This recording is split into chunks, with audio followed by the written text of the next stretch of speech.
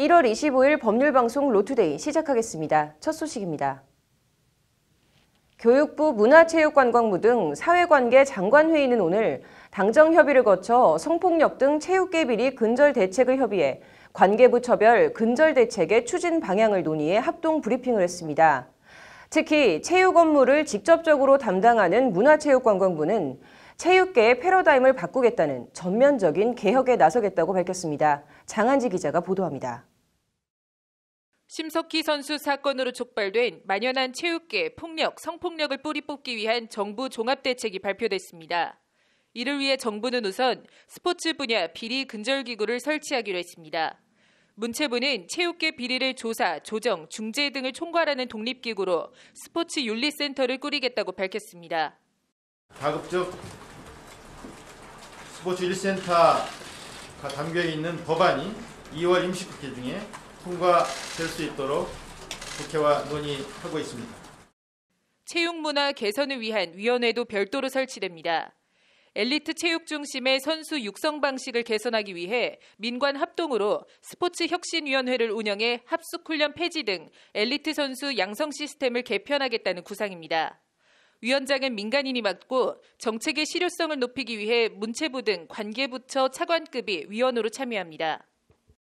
1월 말에 민관 합동으로 구상할 이른바 스포츠혁신위원회에서 구체적으로 논의를 하겠습니다만 반드시 체육 분야 구조 개혁을 이루어내겠습니다. 관련 법령도 손보기로 했습니다. 최우선적으로 체육계 폭력 및 성폭력 은폐 시 처벌을 강화하는 법령 개정이 추진됩니다.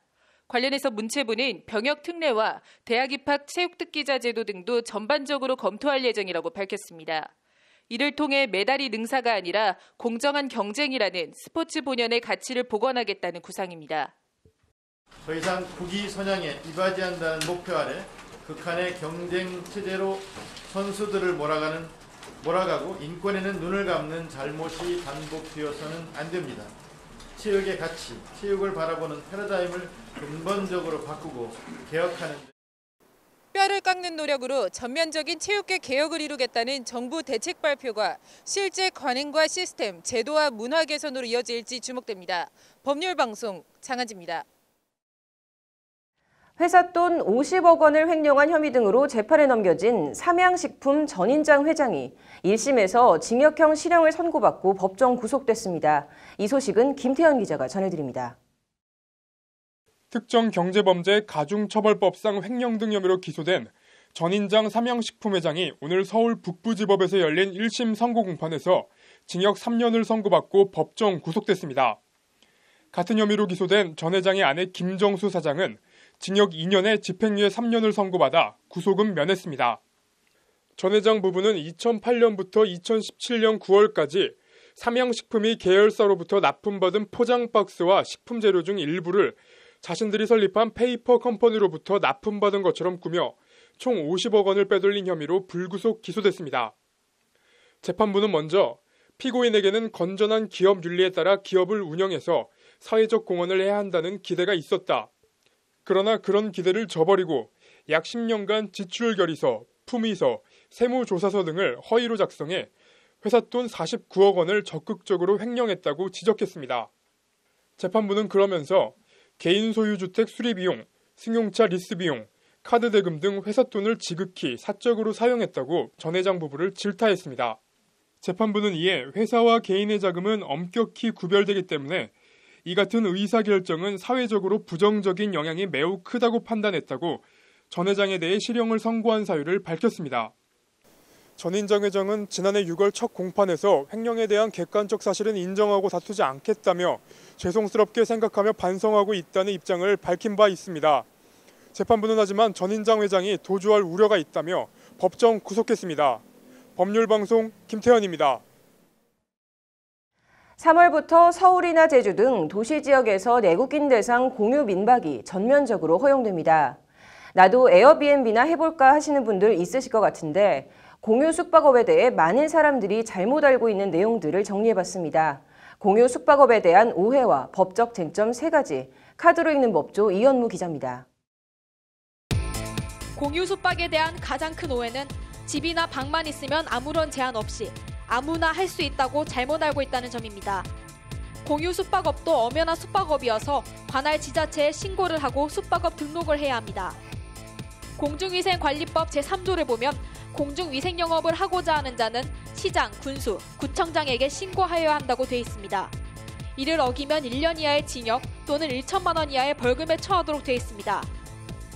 실제 우리 대법원은 객실 7곳을 임차해 게스트하우스를 운영하며 불특정 다수의 외국인 관광객에게 요금을 받는 것은 무신고 숙박업이라고 판결한 바 있습니다. 많은 에어비앤비 호스트들이 별다른 신고 없이 그냥 방을 공유하는 게 현실이지만 이는 명백한 불법이자 탈세 행위입니다. 공유 숙박에 대한 또 다른 오해는 노는 집, 남는 방을 공유해볼까 생각하는 사람들이 많은데 이 또한 공유 숙박업은 실거주지만 가능합니다. 관광진흥법 시행령 제2조 관광사업의 종류를 보면 도시민박업에 대해 자신이 거주하고 있는 시설로 적시하고 있습니다. 많은 에어비앤비 호스트들이 거주하지 않으면서 방을 공유하고 있지만 원칙적으로는 이는 모두 불법입니다. 마지막으로 정부가 서울 등 대도시에서 아파트도 숙박 공유를 할 수 있도록 허가하겠다고 밝혔지만 이 또한 현행법에 따르면 주민 동의를 얻어야 가능합니다. 공동주택관리법 제35조 행위 허가 기준 등 조항을 보면 공동주택 입주자가 본래의 용도 외의 용도로 아파트를 이용하려면 입주자 동의를 얻어야 한다고 규정하고 있습니다. 공유 숙박은 실거주라는 아파트 본래의 용도 외의 용도로 아파트를 이용하는 것이어서 아파트 입주자 대표회의 규약 등에 따라 일정 비율 이상의 주민 동의를 받지 않고 아파트 방을 공유하는 것은 원칙적으로는 불법입니다. 모텔과 여관업주들이 에어비앤비 확대에 반발하는 건 이처럼 공유경제라는 이름으로 불탈법적인 행위들이 벌어지고 있지만 어떤 규제나 제재도 받지 않기 때문인 측면도 큽니다. 공유 숙박업의 불법 영업 문제도 해결하고 공유경제도 활성화하기 위해서는 공유 숙박업법을 새로 입법해 공유 숙박업이 법의 틀 안으로 들어오게 해야 한다. 부동산 전문 변호사 최광석 변호사의 말입니다. 공유경제라는 이상과 불탈법 숙박이라는 현실과 법제도 사이 괴류 해소가 시급해 보입니다. 법률방송 카드로 있는 법조 이현무입니다. 네, 한 50대 수감자가 벌금 10만 원 때문에 졸지에 억울한 옥살이를 했다고 하는데요. 이호영 변호사의 뉴스와법에서 이 얘기 자세히 나눠보도록 하겠습니다. 이 변호사님 어서 오십시오. 네, 안녕하세요. 네, 일단 이번 사건 내용 다시 한번 짚어주시죠. 네, 경남 진주시에 사는 50대 후반 남성 최모 씨가 지난 21일에 진주교도소 출소 후에 한 언론사에 제보를 했습니다. 근데 그 제보 내용을 보니까 이제 최 씨는 그 당시에 이제 지난해 5월 도로교통법 위반 혐의로 구속돼서 징역 8개월의 징역형을 선고받고 실제로 이제 실형을 살고 있었던 건데요. 지난 13일이 출소 예정일이었던 최 씨는 13일을 나흘 앞둔 9일에 자신에 대해서 구속영장이 발부됐다는 소식을 들었다고 합니다. 그러니까 교도소에서 형을 살고 있는 자신에 대해서 또 구속영장이 발부된 거죠. 그러니까 최 씨가 이제 왜 이렇게 된 건지 확인해 보니까 원래 최 씨가 징역형 말고 또 다른 벌금을 납부해야 될 게 10만 원 정도 있었는데요. 그랬는데 벌금을 납부를 안 하고 계속 기다리니까 이제 이 벌과금을 납부하지 않는 자에 대해서는 이제 구속영장 발부할 수 있거든요. 그러니까 법원 입장에서는 이제 벌금을 납부하지 않는 최 씨가 출소 후에 도주할 우려가 있다. 이제 이렇게 본 것 같아요. 그래서 출소 후에 도주를 할 우려가 있기 때문에 이제 구속영장을 발부를 했고, 반면에 최 씨 입장에서는 아니 어차피 본인은 교도소에 있기 때문에 어디 가지도 못하는데, 다시 말해서 도주 우려나 이런 것도 없는데 본인에 대해서 억울하게 이거는 정말 말도 안 되는 구속영장 발부다, 이렇게 지금 억울해하고 있는 상황인 것입니다. 그렇다면 이렇게 최 씨처럼 감옥에 수감 중인 사람한테도 구속영장 발부가 가능한 겁니까? 일단 법적으로는 가능합니다. 법적으로는 가능하고요. 지금 제가 말씀드렸던 것처럼 이제 지금 13일이 최 씨의 이제 석방 예정일이었으니까 13일에 석방된 이후에도 벌과금 10만 원을 계속 납부하지 않을 우려가 있고, 그 경우에 납부를 안 했는데 최 씨한테 이제 법원에서 출석하라는 통지를 해도 이제 나오지 않고 도주할 우려가 있다, 이렇게 판사는 아마 판단을 했던 것 같아요. 그래서 구속영장 발부가 일단 일반인이 봤을 때 교도소에 있는 사람한테 또 구속영장 발부하는 것이 조금 적절한 것인가 이런 의문은 있을 수 있지만 뭐 법적으로 불가능한 것은 아닙니다. 지금 보면 최 씨가 이야기하는 것을 보면은 그 15일에 이제 벌과금 관련 재판을 받았다 이렇게 이야기를 하는데요. 오히려 지금 문제가 되는 것은 15일에 그럼 재판을 받고 어찌 보면 그 10만 원 때문에 재판까지 또 받은 건데요. 나오지도 못하고 이제 15일 정도 되면은 바로 풀려났어야 되는 거 아닌가. 최 씨는 좀 그러한 문제 제기를 하고 있는데 이에 대해서 지금 실제 최 씨가 풀려난 날은 그로부터 일주일이 지난 21일이라고 합니다. 그러니까 또 한 일주일 정도 더 억울한 옥살이를 했으니 본인은 억울한 옥살이를 한 것에 대해서 어떤 법원의 어떤 불법 행위가 있었다. 이렇게 최 씨는 보고 있고 법원을 상대로 또 소송을 제기하겠다. 이렇게 입장을 밝히고 있는 상황입니다. 네, 앞서 말씀하신 것처럼 이제 최 씨가 뭐 법원을 상대로 소송을 제기할 계획이라 이렇게 밝혔는데 그렇다면 여기서 법적인 쟁점이나 전망은 어떻게 보십니까?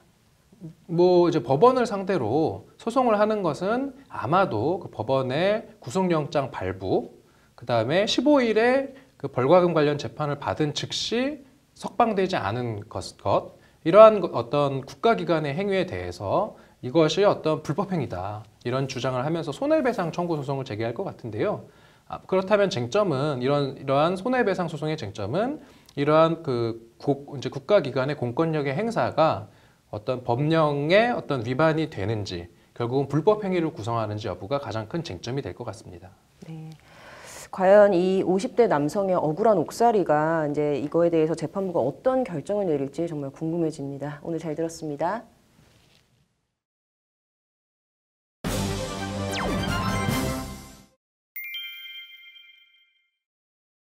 법률방송 기자들의 시선으로 바라본 세상. 오늘은 저작권에 대해 얘기해 보겠습니다. 일단 노래 한 곡 들어보시죠.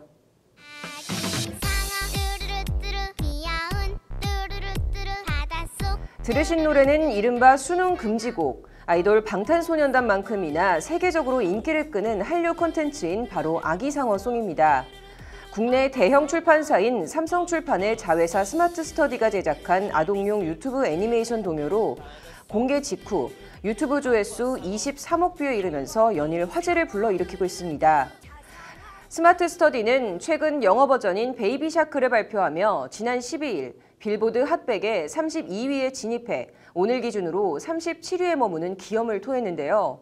세계 인구가 76억 명이라고 했을 때 지구촌 3명 중 1명이 동영상을 시청했다는 얘기가 되는데 우리 동요가 이렇게 큰 관심을 받게 된 것은 놀랄 일입니다. 그러나 이런 아이들의 동심 뒤엔 어른들의 밥그릇 싸움이 벌어지고 있습니다. 지난해 6월경부터 미국의 동요 작곡가 조니 올리는 베이비샤크가 자신이 2011년 발표한 베이비샤크를 표절했다고 문제를 제기해오고 있는데요. 그러다 결국 지난해 10월 스마트스터디 김민석 대표를 상대로 한국 법원에 손해배상 소송을 냈습니다.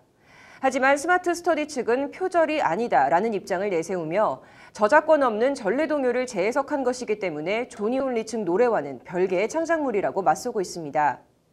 표절 논란에 대해 전문가들은 원곡은 미국의 구전동요에서 유래된 것이 맞다면서도 우리나라가 만든 아기상어는 한국 회사가 만든 것이기 때문에 이 회사에 2차 저작물로서의 저작권이 있다며 스마트스터디가 만든 것부터 저작권을 인정해야 한다는 의견이 대부분입니다. 미국 구전동요는 워낙 오래된 것이라 저작권이 따로 없기 때문에 누구나 가져다가 2차 창작을 할 수 있다는 겁니다. 그렇다면 여기서 저작권 침해가 인정되는지 여부를 알아보기 위해선 저작권 침해 성립 요건을 살펴봐야 합니다. 저작 재산권의 침해가 성립하기 위해서는 3가지 요건이 충족되어야 하는데요. 창작성이 인정되는 표현을 복제한 것인지, 스마트스터디가 제작한 아기상어가 실질적으로 조니 올리의 베이비샤크와 유사해야 하는지, 마지막으로 불법적인 복제여야 하는지 등입니다. 이런 3가지 기준에도 불구하고 저작권 침해를 판단하는 기준은 결국 구체적인 저작물을 통해 개별적으로 살피는 것이 가장 합리적일 텐데요. 최종 판단을 위해서 사례별로 인용 정도와 범위, 표현 방법, 그리고 전문 분야에 따라 그 기준을 달리 적용해야 하는 것이 가장 적절합니다. 한마디로 스마트 스터디 상어 가족의 저작권 침해가 인정되려면 저작권자의 저작물에 의거해 그 저작물과 실질적으로 유사하다고 판단될 수 있을 정도의 표현이 담겨 있어야 할 것이라는 게 법조계 전문가들의 설명입니다. 즉, 실질적 유사성이 있는지 여부는 조니 올리의 베이비 샤크와 스마트 스터디의 상어 가족을 비교해 표절에 대한 기준을 적용하면 판가름이 날 것으로 보입니다. 어찌됐건 이 아기 상어의 주인은 누구냐의 싸움은 오는 31일 서울중앙지법에서 손해배상 소송 첫 변론기일로 시작이 됩니다.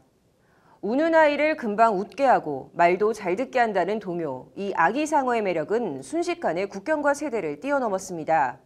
우리 아이들은 물론이고 남녀노소 모두에게 순수한 동심을 선물한 아기 상어 가족들이 더 이상 상어파에 가려져 괴로워할 일이 없길 바랄 뿐입니다. 취재 파일이었습니다.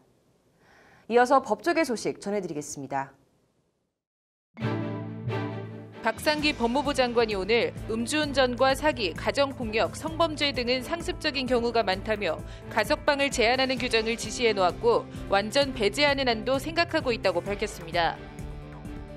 검찰이 손석희 JTBC 대표이사와 프리랜서 기자 김웅 씨 사이 폭행과 공갈미수, 협박 고소 고발 사건을 서울 서부지검 형사 1부에 배당하고 병합해 수사하기로 했습니다.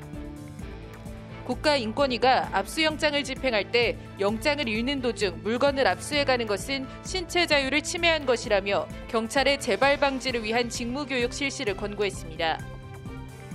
설악산 오색 케이블카를 추가로 설치하지 말아달라며 설악산 산양을 원고로 한 소송에 대해 법원이 오늘 산양은 소송 당사자가 안 된다며 각하 결정을 내렸습니다.